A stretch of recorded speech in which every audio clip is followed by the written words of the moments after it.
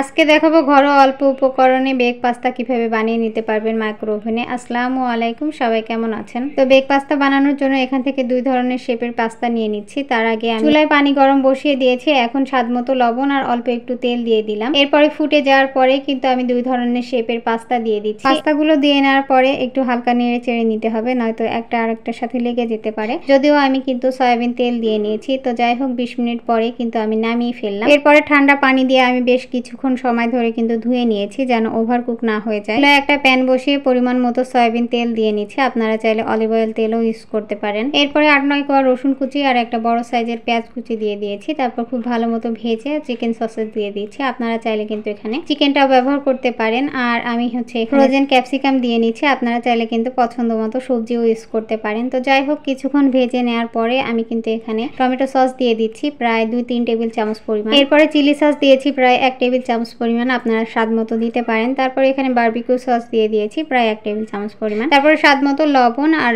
Half চা চামচ পরিমাণ মরিচের গুঁড়া দিয়েছি। এরপরে খুব ভালো মতো মাখিয়ে কিন্তু আমি কিছুক্ষণ ভেজে নিয়েছি।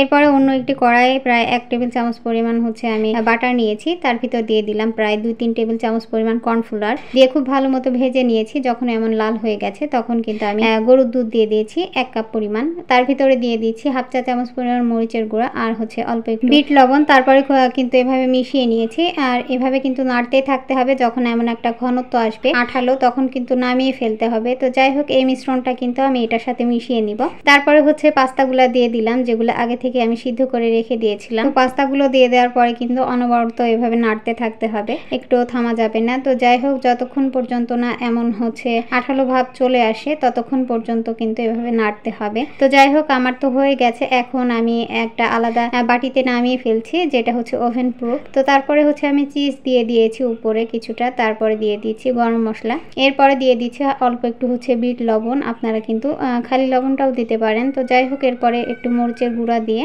এখন কিন্তু বেক করে নিব।